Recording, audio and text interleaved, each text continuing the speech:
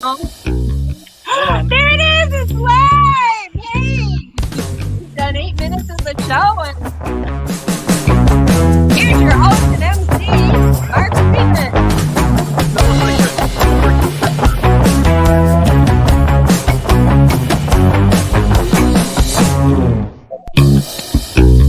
Like an episode of The Prince. Comes out with big balls and have to roll them out.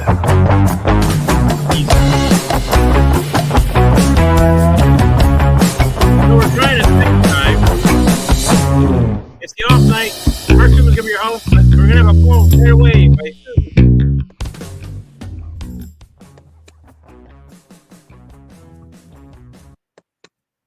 If that's possible. Well, now we're okay. Susan, do your poem. Hi! Hey! All right, we had a dress rehearsal for 8 minutes, and now we're live. Keep everybody on. I'm going to tell you your poem again. Cleanup has started Thank for you. a large part of our nation as Hurricane Helene leaves death and devastation. Major League Baseball postseason has started. Hope both Tigers and Mets play hard, not half-hearted. Chris Christopherson has moved on to heaven, I'm told. And tomorrow, Jimmy Carter turns 100 years old. North Carolina's Mark Robinson was just hospitalized. The black Nazi was burned, not foul play, big surprise. Those second-degree burns are bad, you should know. The accident happened at a parade and truck show.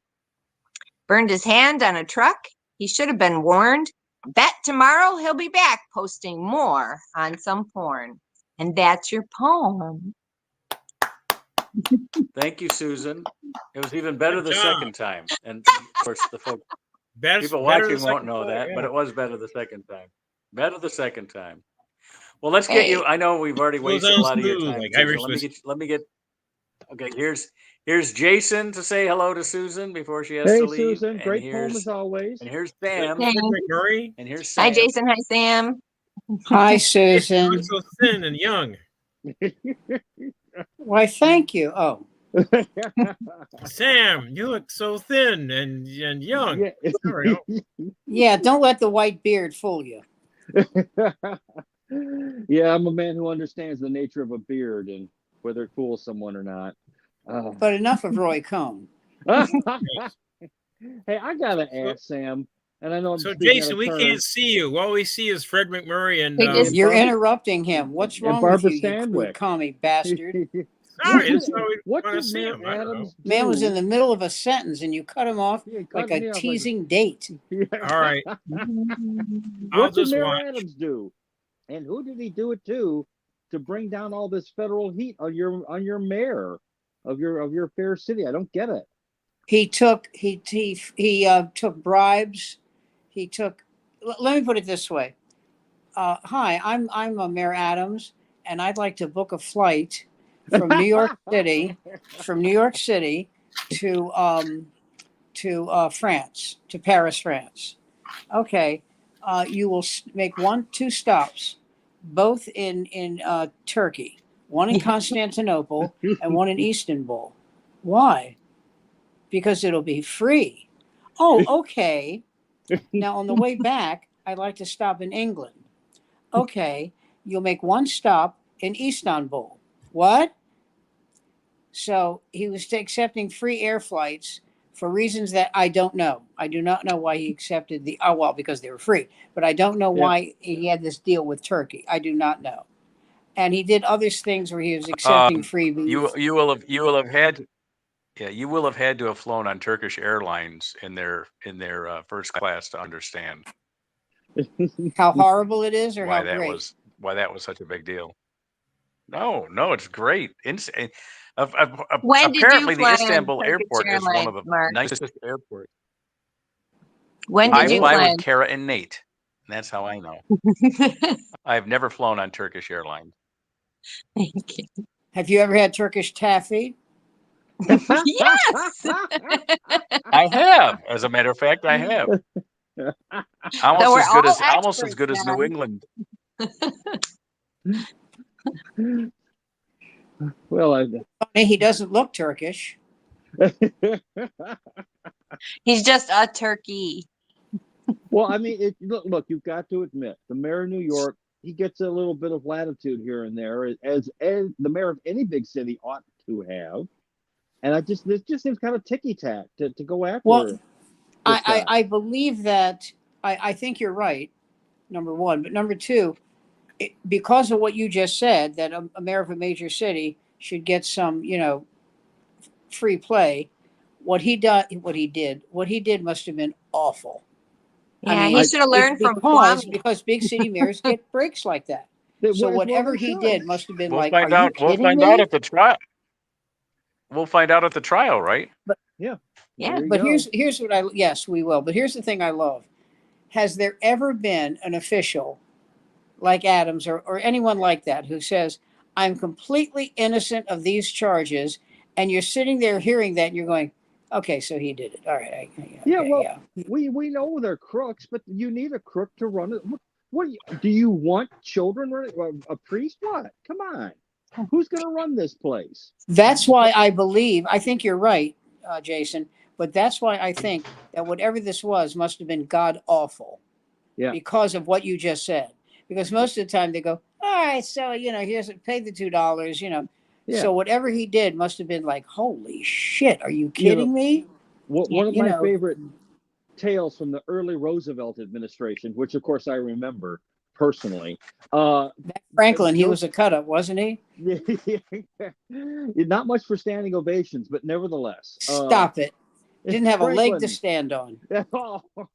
He appointed Joe Kennedy head of the SEC, and they said, you can't do that. He's the biggest crook on Wall Street. And Franklin said, perfect. This is exactly the man I want. And he was told, listen, you're going to clean up Wall Street, and you're going to get some heads on platters, and it's either going to be heads on platters that mean something, or it'll be yours. And Joe Kennedy was like, Mr. President, I understand completely. No need to say it again. And my father had the greatest quote I've ever heard about Joe Kennedy. He was a huge anti-Semite. This is a great. He goes, the only bigger Jew hater than Joe Kennedy was a Nazi who was 7 foot tall. Well, running for governor and well, never mind. Yeah. Well, when you work for the government, you serve the people. You're not supposed to serve yourself. You're a public servant, and you work for the people who elected you. And I'm reminded of that Jew in the Bible named Daniel. You remember him? Shadrach, Meshach. Do I remember Daniel? Daniel. They tried to expose his corruption, and the Bible says they could find no wrong in him. And this is a guy who served under 3 administrations and in the most powerful entire known world at the time, Babylon, and he didn't do anything wrong. They could not find any corruption in Daniel. Sorry, Majesty. So they had to make a law just so they could charge him with something. So I think that's the standard our politicians should be held to that standard, like Daniel. There should be no corruption. They should be as clean as Caesar's wife. That dirty Roman whore. Et tu. Et tu. You think you know a woman, and then, oh God. Well, come on. We all remember Broderick Crawford, all the president, or what was it? Broderick Crawford. Come on, he's playing Huey Long. Why can't I name the movie? I'm losing my mind. You mean Broderick Crawford? Yeah, that's what I said. Did I say Broderick Crawford? I thought you said Robert. Broderick Crawford, Mercedes McCambridge, yes, Joanne Drew. You know who Joanne Drew's brother was? Who? Peter Marshall. Okay. Really? And you know what Peter Marshall's real name was? What? No. Peter Lecoq. Yeah, you got to change that. Yeah, that's not going to work. Yeah. Wouldn't it be great if he was on a quiz show and they said, do you have any little Lecoqs at home? And his son was a baseball player, professional, and a good one. professional baseball player for the Kansas City Royals, and he was Peter Lecoq Jr. Man, you think he got in fistfights in school? Holy shit! Oh my god! But and Joe Andrew, yeah. And let me see who else was in that movie. Shepard Strudwick. I know none of you know him, but that movie won Best Movie. I don't know if it won Best Director, but Best Movie, and Best Actor, Best Supporting Actress, Mercedes McCambridge, who was also the voice In The of Exorcist. the demon in The Exorcist. Yep. Okay, good to know. Yep. And by I'm the gonna way, say good night to y'all. Good night, Susan. Thank you for the poem. night, You're Good night, welcome. Susan. And by the way, speaking of everybody dying this week, you know who else died? John Ashton, who played Yeah. Judge Reinhold's partner in Beverly Hills Cop. Oh, in Beverly Hills Cop. Yeah. And was in the movie Some Kind of Wonderful with Eric Stoltz. Yeah. He was in a lot of stuff just because he had that character, That middle-aged, middle-class guy thing. Exactly. The 12th billing. I always called it the 12th billing. You're good enough to get 12th billing, but you'll never get higher than the third role in Beverly You know, Hills when Cop, Michael Caine, when Michael Caine won an Oscar for the Hotel New Hampshire, Yeah. that was the same year they thought that Tom Cruise was going to win for something. It's a sin he's never won, by the way, but that he would win for something. He was nominated for Born on the 4th of July. Is that the one we're talking about? Well, or Interview with a Vampire. I mean, he's an amazing actor. Oh, that's right. I forgot about that. Yeah. And so he's looking at he's looking at Tom Cruise. They were friends or are friends. He's looking at Tom Cruise in the audience. He goes, Michael, being a supporting actor is different than being an actor if you're nominated for something. Let me explain that to you, because I don't think you know what it means to be a supporting actor. And the crowd just broke up. He said, for example, have you ever not had a trailer? No, you haven't. No, you haven't, and you never will. And you're a great actor, and you deserve it. I came to a movie set one day and said, "Do I get a trailer?" And the assistant director went, "Oh no." And that's Michael Caine we're talking about now. Yeah. So here's a great question. He won an Academy Award for Best Supporting Actor for Hotel New Hampshire. What else did he win a supporting actor role for? It wouldn't have been not Georgie Girl. Nope, he wasn't in Georgie Girl. That was James Mason. That's why he wouldn't be in it. Yeah, I was thinking the other one. What's it all about? Alfie, but he was the lead in Alfie. I'll give you a clue. A woman won an Academy Award in that same movie for Best Supporting Actress, Diane Wiest. Oh gosh, Hannah and her sisters. I don't know. That is correct. Wow. She's another one who's, again, an LA or in a Law and Order alum, who's a really good actress who never really got the sort of acclaim that she probably should have gotten. I don't think she Diane cares. Wiest? Yeah, she's a great actress. My favorite line of her is when she's in the rail car with John Cusack in that movie, Bullets Over Broadway. Because she won two. She won for Hannah and Her Sisters, and she won for Bullets Over Broadway. And she plays the Chanteuse in Bullets Over Broadway, who will drink anything that comes in a glass. Okay? and she says, "Here, have a little bit of this." And he drinks it, and his throat catches fire. What the hell's in this? She goes, "I don't know. It's something like kerosene." She was in the Ron Howard movie Parenthood. And she has a scene there where she discovers her daughter's X-rated Polaroids, and they don't show the picture. You just show. Oh, that's great. That's wonderful. I think this one is my favorite. That's the best line. I think. Yeah. Well, at least one of us has to have sex where it doesn't include batteries. Oh yeah, who else was in that movie? Jason Robards. Yes. Keanu Reeves. Yep. Wasn't that a Ron Howard film? Yeah. A lot of Oscar winners. Mary Steenburgen. Yeah. Who else? There were a lot of them. You mentioned Keanu, and he kind of plays a sort of airhead boyfriend, but he has a couple of really good moments in the he delivers his lines and in such a believable fashion. He's another guy who's a really good actor. He really matured and developed as he got older. A lot of his movie parts when he was younger were like, Ted, what was it? Something in Ted. Bill and Ted, Bob and Ted. Yeah, Bill and Ted, they were goofballs. Yeah. But he grew up, and but in the movie River's Edge, which is a great 80s movie. What a film. And with to say bleak, Daniel Roebuck. Yes. Dennis Hopper, talking about looking at the scene of the accident, his severed leg in the road, a can of beer, and all they can think about is if there's any beer in that can. Yeah, it just good movie, and in a time of really kind of fluff movies. I don't know. I'm not. That was not 80s. One of them. No, it was not. I mean, John Hughes knew how to make a light movie, but he also knew how to make with Steve Martin, John Candy, Planes, Trains, and Automobiles. What a wonderful film. Who does a road pick in the 80s? But yet he does it, and it's fantastic. By the way, I'm not bringing this up because it's my team, but Washington won yesterday over the Cardinals. Is it the Arizona Cardinals? Is that right? That's where it's the Arizona Cardinals. Do you know what the temperature was in Arizona during that game? 109. Yeah. Sounds about right.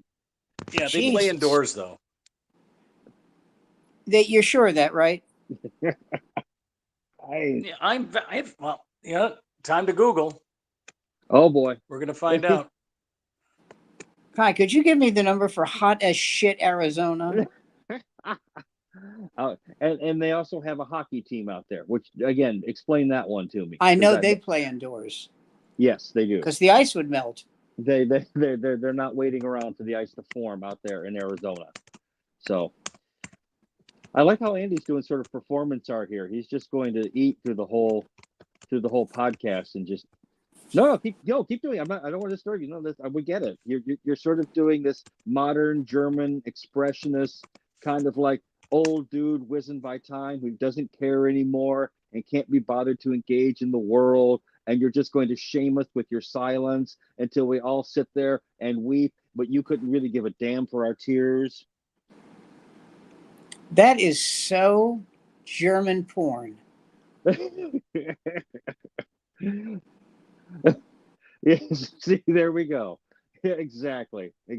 Old man raging at time. Rage against the light. Raging at youth, scorning all the past miseries, and knowing that he has to put on his boots for one more day, and knowing that death would only be the blessing of a release, but instead cursed and chained to this world, forever walking through it. Okay.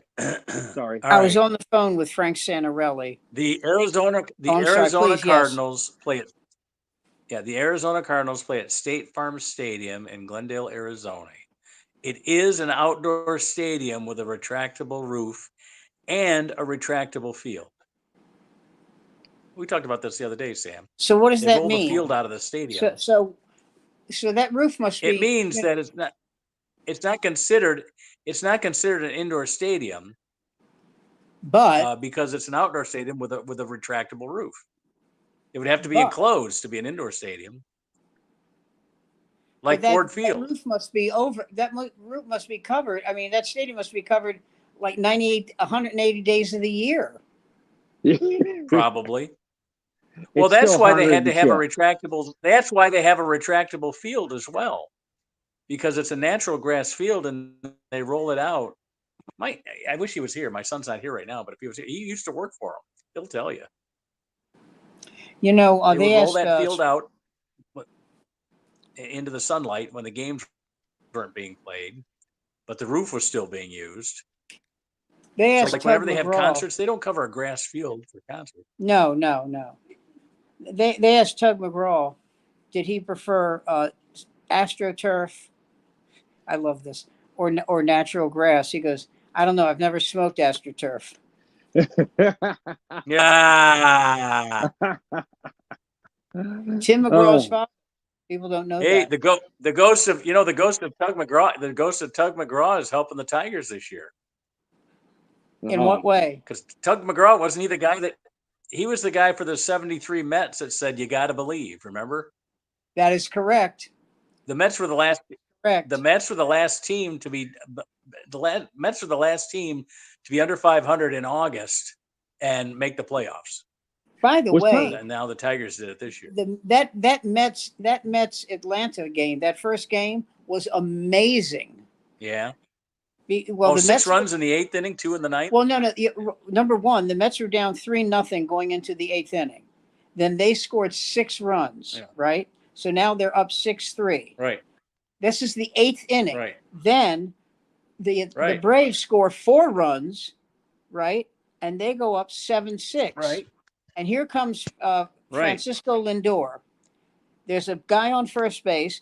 Francisco Lindor hits a 2-run homer, and they win the game.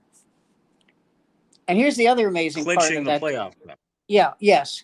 Here's the other amazing part of that to me, is that the Mets had this pitcher Diaz, and he walked a couple of guys. This is the 8th inning. He walked a couple of guys. There was a ground ball hit to the first baseman, and Diaz kind of watched him run his ass off to get to first base instead of running over there to cover the bag, and the guy was safe, and that was one of the runs that made it 7-6. And the Atlanta fans are cheering for Diaz, the Mets pitcher, because he screwed that up so bad. But then, this is the part that amazed me. They brought him out for the 9th inning. He got the guy had one single, and he won the game. but he won. He won. It's amazing. It was the most amazing game I've ever seen. There was a game one time, the Orioles against Washington. This is many years ago. This is when Washington sucked. Oh, they still do. And and they had a pitcher, the Orioles, named Art Quirk. And the announcer said, well, maybe a quirk of fate will be the fate of Quirk. And the Senators scored 8,000 runs on this guy. And the best part of it was, I had an uncle at this game, watching this game. He said when the manager for the Orioles came to take this guy out, the guy goes, I know, okay? He said, did you the second? Huh? Sam, the second game was won by the Braves. So That's now they correct. both make the playoff. And then But Arizona is out. Arizona's out. So that They leaves needed Arizona needed one of the teams to sweep in order for them to get in. If they split the doubleheader, Milwaukee's Arizona's in. out. Milwaukee's been in. They won the Central Division. Then who else would it be? It's going to be the Padres, the Mets, and the Braves. Oh, and the division winners, which were Philadelphia and Los Angeles. Okay. Well, if things go as they should go, then the Dodgers should win this whole thing. Well, yeah. Do they ever though? The last 3 years, it's been a wild card team that's won it. Yeah, they're not going to do that good. Jason. Well, the hottest team in baseball are Tigers. Who's that man in the picture? Well, that is that's Max, the director. But isn't that Eric von Stroheim who played Max? Yeah, it is. Who was in, as in Sunset Boulevard? Yeah, that's a picture of Sunset Boulevard with Nora Desmond getting ready to do her big close up on the corpse of William Holden, who's like floating in the pool and narrating, which is a neat trick if you can pull that off. I was a star. It's the movies that got small. I am exactly. I am big. Yeah. One of the amazing things about that was that Gloria Swanson performed this perfected role as Norma Desmond, but it was Judy Holliday who won for what was it? It was a comedy. I can't remember, but she won for a comedy. And Gloria Swanson walked up to her and said, "I'm very happy for your victory, but you must know you're much younger than me, and you'll have much more opportunity than I will to win this sort of award." And she outlived her. She outlived Gloria Swanson. That would sound right, because Gloria Swanson, she was like on macrobiotics and all kinds of crazy health Who's that? stuff. Gloria Swanson was long before it was Born Yesterday. Thank you, Andy. Thank you. Glad to see you're back in there. I just like the fact that my name is right underneath Max von Sydow, along with the even smaller title White Devil, because the framing actually works pretty good there. No, that does work well. That does work so very upbeat. well. Yeah. You know, their first choice wasn't Gloria Swanson. They kept trying to approach different people, and they kept getting their doors slammed, and they didn't want to admit that they were over the hill, you know? Well, who? Lillian Gish? I mean, who else is on the same kind of plateau? Well, it was who was the one who was it was Dorothy Gish.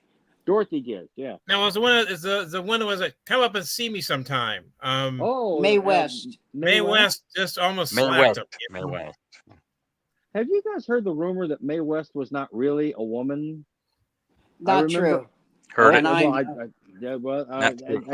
I remember Alice Cooper, who was in a movie with Mae West, appropriately enough, and he was wearing less makeup than she was, and they said they weren't entirely convinced that she was a woman, but people of her era. They said the same thing about Carol. They said the same thing about Carol Channing. You got a deep voice. You're a guy. You know what the hell? Thank God I'm a man. Yeah. No, she was a woman. The thing is, people of her era, and she did a lot of stage work, Mae West. Yeah. Mm-hmm. They used a ton of makeup. But no, she was a woman. All right. And the reason I know that, she had a huge penis.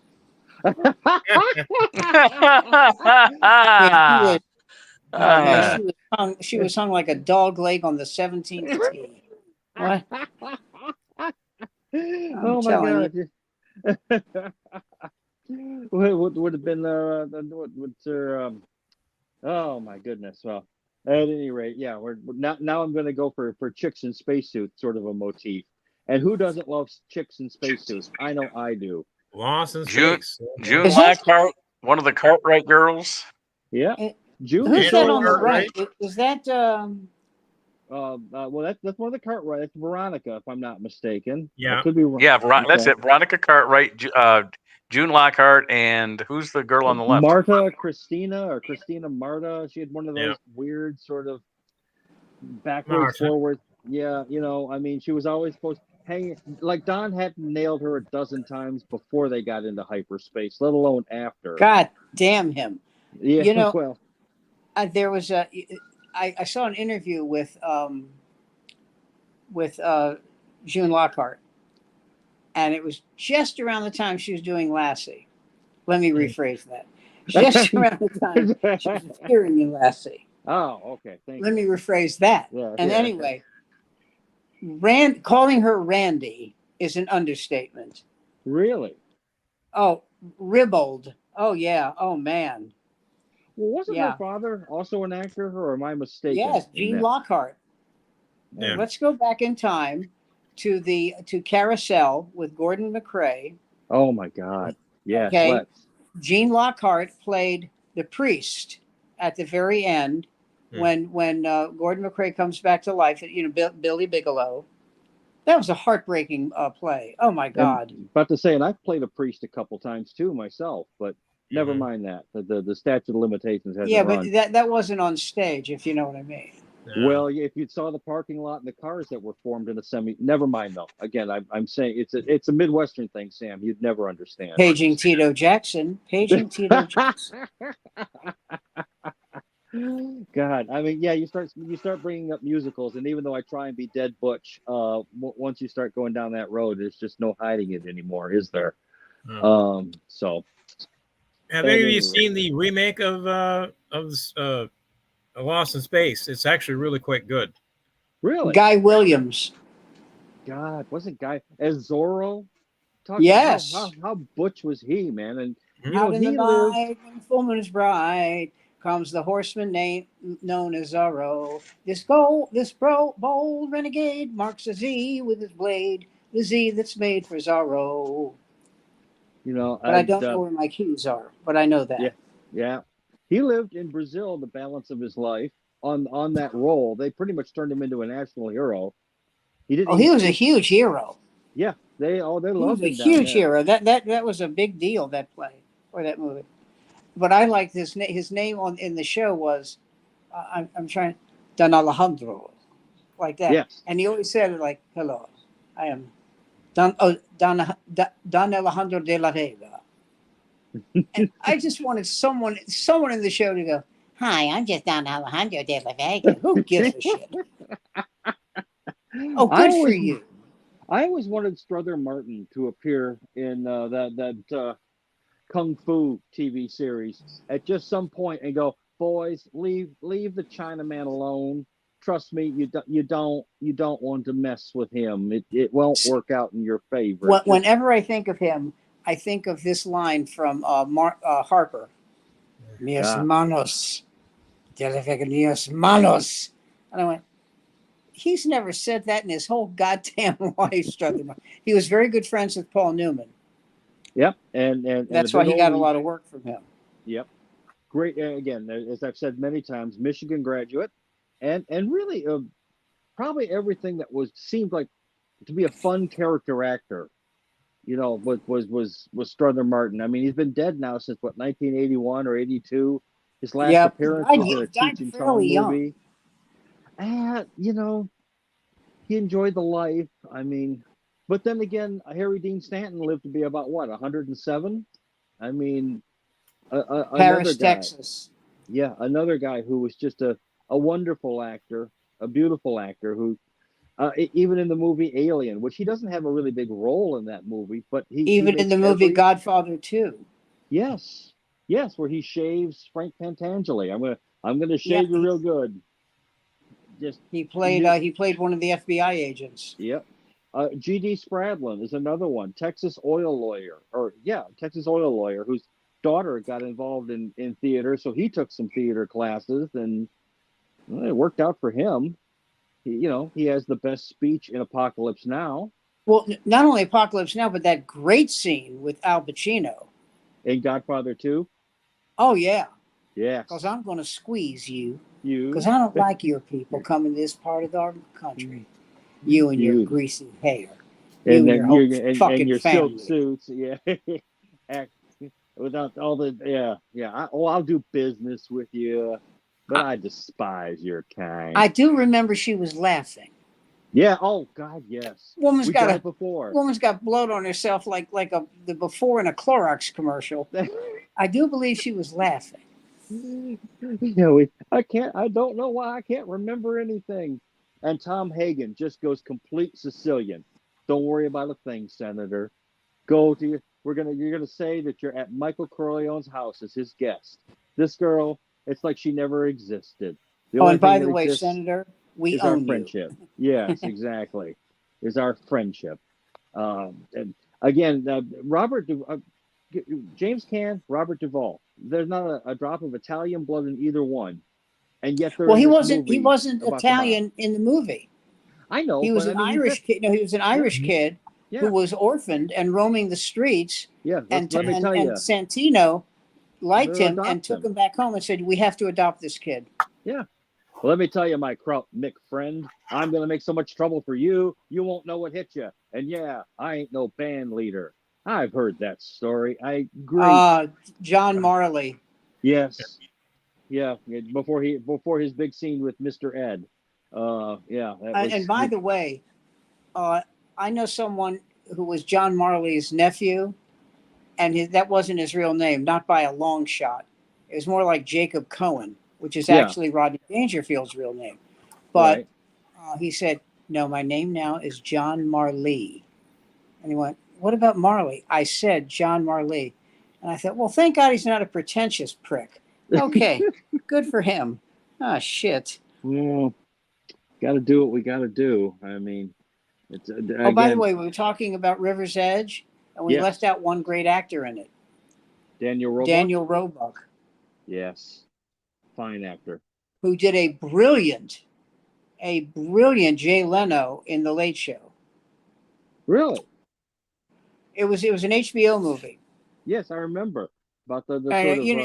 Then you know what it was about. It was about the wooing of the reason they took Jay Leno over Letterman was because Letterman constantly shit on the bosses at NBC, constantly, and like the on-air kind of thing, or was it yeah, behind? yeah. And Oh, the boy. other thing is, and I think this is more important, obviously, when Leno substituted for Johnny, his ratings were higher than Johnny's. Yeah. I can And see that, that they pay, listen, I know people don't like this, but it's show business. And, they pay attention to that kind of thing. Well, what about the whole? Another thing Leno did was when he was the fill-in host once a week, Monday nights or whatever he did. He would do Monday nights and then fill in when Johnny wasn't there. The other times he was still working the road, and he would always go to the NBC affiliate in whatever town he was in. He was a great game player, and he would just. Yeah, he would just go into, hey, how is everybody doing? Just I'd come to see everybody. Hey, it's great to be it's great to provide the show after your news every night, and all that kind of stuff. When I interviewed him in Vegas, I said to him, "Could you do me a favor?" He goes, "Absolutely not. What is it you need?" And I said, "Could you do a bumper for me? Could you do an ad for me?" He says, "Yeah. Where do we go?" There was none of this. I promise you, as much as I like Letterman, there's no way he would have done it. There's no way he would have done it. And Letterman and Leno did it without a blink. And this is what he did. Hey, this is Jay Leno, and unfortunately I have a gun to my head, so Sam Greenfield's tougher than he looks. Seriously, watch his show. Listen to his show. Where the hell am I? Listen to his show. He's doing a terrific show here at KXNT every afternoon, 3 to 6 p.m. Listen to it. It's funny. Will you let my family go now? Oh, okay. Anyway, I got to go. And also, he did this bit where he said, "Hi, this is Jay Leno." Oh, no, this is Rich Hall who did this. This is the message on Rich Hall's machine. He said, "Hi, this is Rich Hall. I'm not here now. Leave a message. If this is Cheech, please let my family go. They knew nothing about this." Oh, well. What happened to him, Mark? Who? Oh, he's putting something his I said in. I know he's just. Yeah, I think he missed you. Who are we talking about? Rich Hall. Talking what about happened Rich to him? Hall. Rich Hall is over in Europe now. Let me look up Rich Hall. I think he's in Europe. Hold on. I was talking to somebody about Rich Hall the other day. I can't remember who it was, but made a lot of money off of other people's jokes. You mean like stealing or people? No, I mean Sniglets. He made most of his money. He made most of his money off of Sniglets, didn't he? Yeah. Right. That's where we make. Yeah, and that's other people's jokes. Well, what's his name? Did the same thing. He might just be a redneck. A lot of his material was given to him. Oh. Once you come up with the premise, a ton of it all the time. A ton of it. Jeff Foxworthy and just yeah. hacked. Although I have to admit, when he said you might, if your family ever went hungry because you needed Yosemite Sam mud flaps, that was a funny one. I don't know. Well, he had this great joke. It was a reasonably long joke. He goes, sometimes women do not understand what men mean. I'll give you an example. I got a phone call, and the phone call was, "Oh my God, our friend Mikey was in an auto accident, but they say he's going to be okay." Well, did they say where it happened? No, honey. The call said Mikey was in an auto accident and he's going to be okay.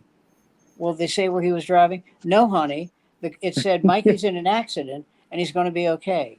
Well, was his wife with him? No, honey. and just over and over and over, and the crowd is roaring. Yes, the guy had And I know that was charisma. his. He had a certain flair. You know, you wanted to like him. I mean, that's the thing about, He's a a very good nice comedian. guy. Yeah, and he did well on TV for what? Are you smarter than a seventh grader or Fifth grader? fifth grader? I'm not allowed to get within 500 feet of the TV when that show's on, so I don't remember. But But you know what I liked about it's amazing to me. He is such a nice guy, and the other guys in that troupe were dicks. even Ron White, I can I see thought Ron he could was be a dick. difficult. He comes on stage with his shot of scotch and a Yeah. cigarette, and Yeah. he's talking like he's the greatest thing on earth. I thought he's a bit of a prick. I mean, Yeah. he's not nearly as big a prick as what's his name? Not Bill Engvall or No, not no. Eggvall was actually a nice guy.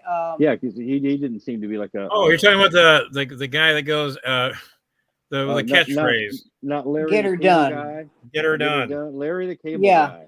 Yeah, he's a shit. Oh dear. I worked with him in. I told you this story. I Did you worked have with him on him your radio show? Huh? Did you have him on your radio show? Oh no, I wouldn't have him anywhere near me. Oh dear. I worked with him in Vegas, in Reno, and this is 1999, and Cassie had not yet been born, and I mentioned the name. Remember, Clinton was still president. I mentioned the name Bill Clinton. I mentioned it. He slammed his fist down on the table where we were eating and said, "Don't you fucking mention that son of a bitch again." I went, "Take it easy." He says, "I hate that." I said, "You socialist guy." So I said, "Okay, now I know what pool he's swimming in." It's okay if you don't like Clinton, but goddamn. And then for the rest of the week, every time I walked by him, "Oh, here comes the Jew. How you doing, Jew?" Every time. And I said, "I'm sorry." And he wanted to kill me for this. I said, "I would like to stay longer, but your mother is hot for me, so please excuse me." And he goes, "Say that Can again." everybody hear me? Yeah, we got you, Mark. Yeah. And he said, Okay. he said, "Say that again." I said, "Why? Couldn't you hear me? You heard what I said." He said, I'll beat the shit." I said, "You're not going to beat the shit out of me.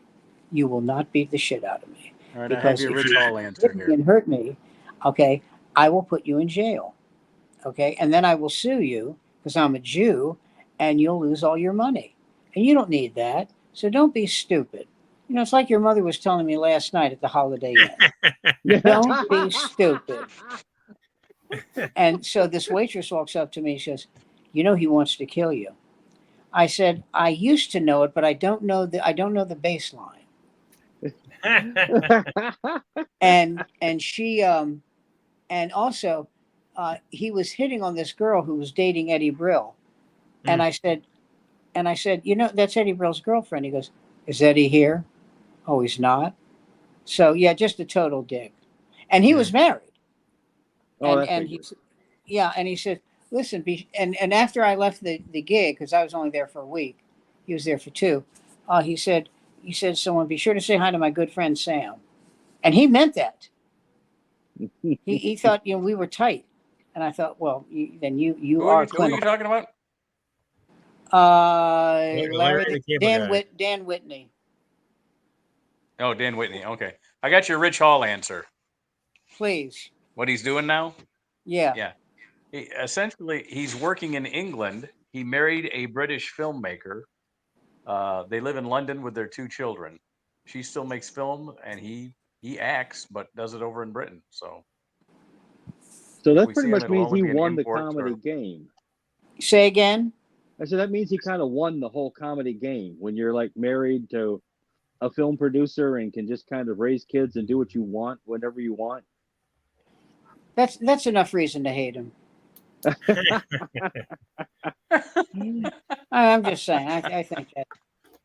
Hey, seriously, were you guys treated right? I mean that in all sincerity. You hear about the mob. You hear about bad promoters. I mean, you guys have more stories than I can shake a stick at. But I mean, there was a whole industry for a long time that made a lot of people a lot of money, I don't know if it made the comedians a lot of money. Well, it's interesting you say that because Joan Rivers, for a woman so smart, really said a lot of silly things.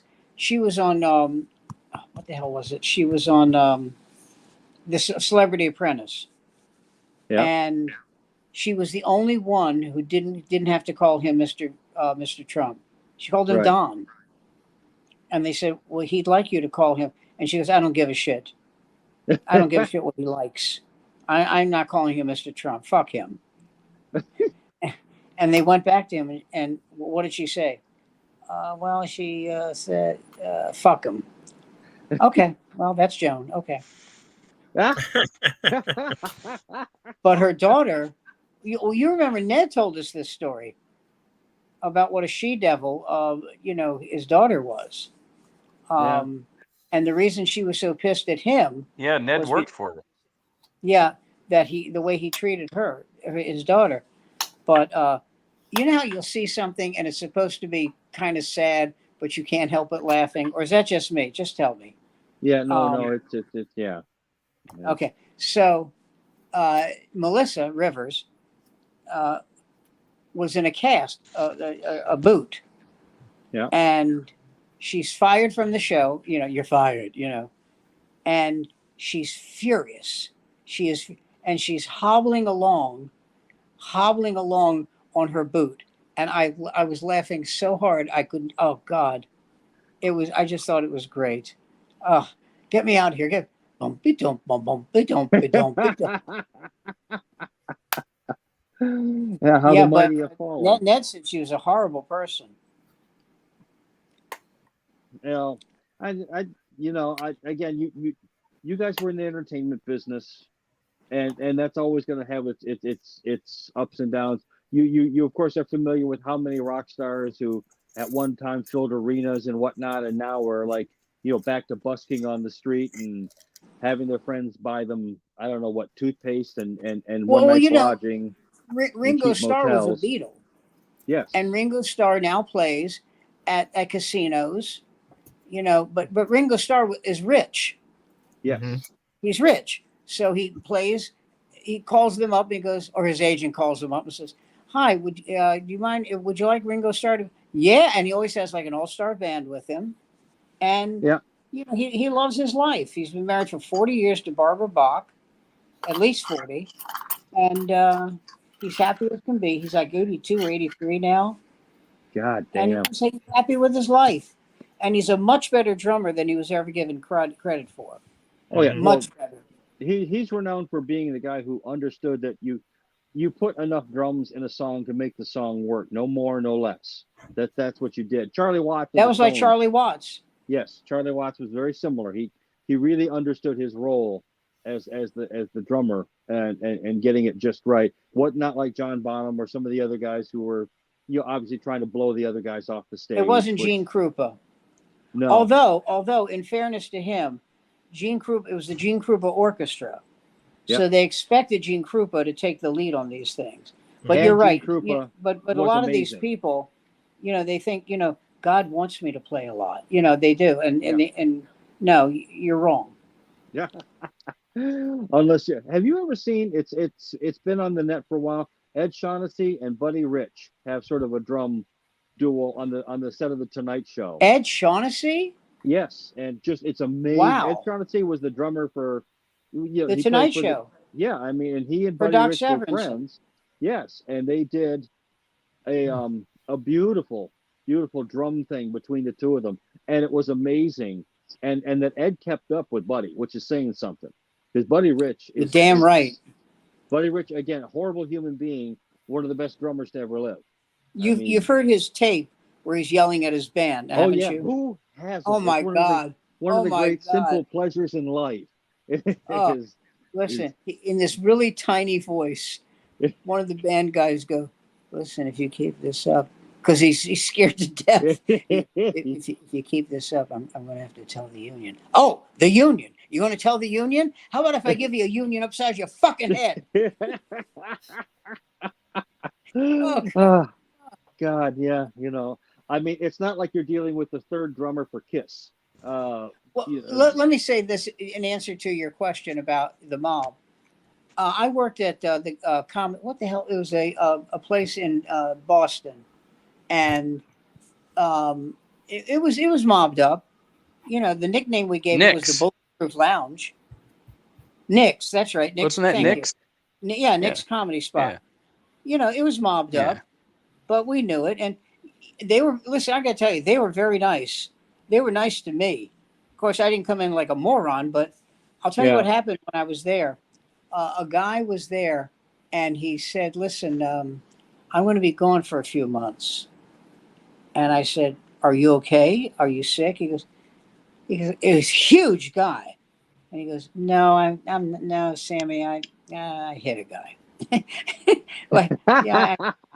So I got to do a few months. Would you do me a favor, Sammy? Keep an eye on my wife. I said, sure. His wife was this stunning, tall, leggy goddess. And he didn't expect me like to break up a fight or anything, but like just say hi, how's it going? Keep an eye on her. I said, okay. So when he comes back, he says, my wife says you were an absolute gentleman. I said, if you were me and I was you, what would you do?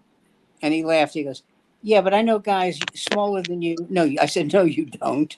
No, you don't. He said, but guys are stupid. You think, well, I'll take a shot at it. No, you have no idea. But you were a gentleman. So anyway, so that night, that very night when he's back, this guy's sitting with this girl, and the guy is brutalizing her. He's taking her thigh and squeezing it so hard she cries, right? He's pinching her and hurting her, calling her horrible names. So I walked over to him. I said, Peter, there's a guy over here who's like kind of slowly beating the shit out of this girl. He said, what do you mean? He's squeezing her leg till she cries. He's pinching her cheek till she cries. He's flicking her face. He's being a real bastard. And so he says, where is he now? I says, right there. I point to him. And he comes over and he waits till the guy puts his hands on the girl. And then he puts his fingers on his thumb and his middle, this finger, on the guy's neck. And he goes, does that hurt? The guy goes, no. He goes, how about this? He goes, now what you're going to do is you're going to get up and you pay your bill, and then you're going to leave. And if you raise shit about it, I'll smack you around till you cry in front of everybody in this audience. So you can either leave or you can be the show. So he left, He said, oh, and leave a nice tip. Yeah. You hear me, prick? Leave a nice tip. So he leaves, and he says to the girl, do you have a way of getting home? And she's wiping her tears away. She goes, no. He goes, I'll get you a cab. Oh, okay. He said, no, it's on me. It's on me. I got you covered. She said, but you got to make me a promise. I said, what? Don't ever see him again. She goes, oh, you don't worry. Don't worry about that at all. And now she's Mrs. Sam Greenfield. No. Oh dear, and I thought I had a happy ending. What a story. Leading us down the primrose path there, Sam, but that's all right. I like primroses. But she listen, this guy was what a horrible human being. And so, Peter took care of it. And he says, I hate when men do that. Why do they have to do that? And I go, they're insecure, or their parents did it to them. He said, you really think that's it? I said, I know that's it. You get a guy who beats up women. Somebody kicked his ass when he was younger. Yeah. Well, so he Mark said, probably, did you? Right. Huh? Go ahead. Go ahead. No, I have to say Mark can probably speak to this better than I can. But, there is a mob here in the Detroit area. Oh, of course there is. They don't act like that. You don't see them. They run the concrete and the cartage businesses as they always have, right? Wait. Are you saying the mob runs the garbage business? Sam, bullshit. Are you sitting down? Is the room spinning? Should we call it? Do you need oxygen? Yeah, I mean, they're here, but they're not the Boy Scouts. I can tell you that, But they're now, who was on the show? Who was on the show when we had Glenn Farrington on? God, I can't remember. Were you on that show, Sam? I don't think you were with us yet, Jason. Where were we? Andy might have been with us. Oh, you mean this show that we're on now? Yeah. This show, we were on the off night. We had Glenn Farrington on. Do you remember that? I remember it because of something he said to me. He said Well, I'll tell you what it was. He said that you had given him a place to stay in Washington, D.C., and you did not remember that. I had no memory of it. I would have done it, but I had no memory of giving him a place to stay. Now, since you were on that show, I got to ask you: did he tell his mob in Detroit story that night? No. Oh God, I got to hear that. I got to get him back on to tell that story if he'll do it. I mean, he may have just told me because he knew I wouldn't tell it and let him. I'm going to let him tell the story because I don't want to hurt his feelings by saying that I don't remember putting him up. Well, Mark, you know, you but we don't have to. I got to tell you what. If we have him back on, we don't have to bring that up, all right? Because this story that he tells. This story he tells about a connected club in Detroit is one of the best stories about comedy I've ever heard. I mean, and I'll just tease it that way. I'm not going to tell you the story. You remember the one about at least Richard not live. Pryor, I'm not going to tell you. Yeah. Which one's that? We had I'm sorry. Go ahead, guys. Richard Pryor tells a story that he was working in Chicago, I think it was. Yes. And he got shorted, but it was the mob, and he got shorted. And he said, "I ain't taking this shit, not for a second." And he walks in. Oh wait a minute, are we over? We're way over. Almost, we're over. But finish the story and. No, we're over. We're over 9:00, but we didn't. We had to start it again because I forgot to turn the live on. I'll make this quick. So Richard Pryor walks in. We're going to 9:08 if you're watching your clock. Okay. Richard Pryor walks in with a 22, and he walks up to this mob guy. And he goes, "You better give me my goddamn money." And the guy goes, "Oh, look at this little guy. Oh, I'm scared. Oh, a gun. Oh, don't hurt me, please. Oh. How much money do I owe you? What, $20? Holy shit. Yeah, kid, put the fucking gun away. Oh, you scare me. Oh, a gun. Oh, this little moolie is killing me. I'm going to shit myself." And the Pryor said he had never felt so disrespected in such an amusing way in his life. Oh, a gun. Holy shit. Oh, does it work? Oh no. Great story. Oh, God. Oh, dear. Well, guys, we did it. We wasted another hour here on Monday night. We did. Got a little bit of a late start. Actually, a restart. restart. Yeah, that's how it works. Anyway, but we'll be back here again next Monday. I'll still be in LA. I may be here for a whole month, guys. So. Oh no! I'm going to the dentist tomorrow for the first time in forever because I have a toothache. That's the only time I see them. I go like this. I have a toothache. Good luck with it. So you're finally seeing me? It's time to go, fellas. Stay on the line. We'll talk after we go off the air. But see everybody else next Monday night at 8. Good night, everybody. Good night, everybody, and God bless America. Long and prosperous. Nice talk, done.